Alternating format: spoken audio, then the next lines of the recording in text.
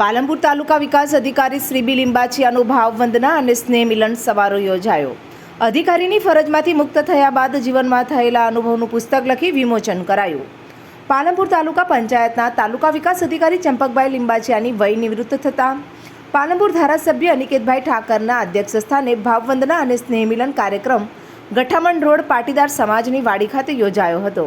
આ પ્રસંગે મુખ્ય મહેમાન તરીકે અધ્યક્ષ બનાસકાંઠા જિલ્લા ભાજપ કીર્તિસિંહ વાઘેલા, પાલનપુર ધારાસભ્ય અનિકેતભાઈ ઠાકર સહિત ભારતીય જનતા પાર્ટીના કાર્યકર્તાઓ, પૂર્વ ધારાસભ્ય કાંતિભાઈ કચોરિયા, બનાસકાંઠા પૂર્વ ચેરમેન બનાસકાંઠા શિક્ષણ સમિતિ લક્ષ્મીબેન કરેણ, પાલનપુર તાલુકા વિકાસ અધિકારી ગોસ્વામી તેમજ રામ લક્ષ્મણની જોડી તરીકે ઓળખાતા બાળપણના મિત્ર કમલેશભાઈ જે ગોહિલ, ICDS કર્મચારી બહેનો, દાનદાર જૂથ ન્યાય સમાજના તમામ દેશોના આગેવાનો, તલાટીશ્રીઓ, શક્તિ વિદ્યાલયના સંચાલક SP નાયક, કે પટેલ સહિત શાળા પરિવાર, પત્રકાર મિત્રો, સગા સંબંધીઓ સહિત વિશાળ સંખ્યામાં ઉપસ્થિત રહી નિવૃત્ત તાલુકા વિકાસ અધિકારી ચંપકભાઈ લિંબાચિયાના સતત 38 વર્ષ સુધી કરેલ કાર્યના વખાણ કરીને શુભેચ્છાઓ સહ નિવૃત્ત પછીનું જીવન પ્રવૃત્તિમય રહે તે માટે સંદેશ પાઠવ્યો હતો।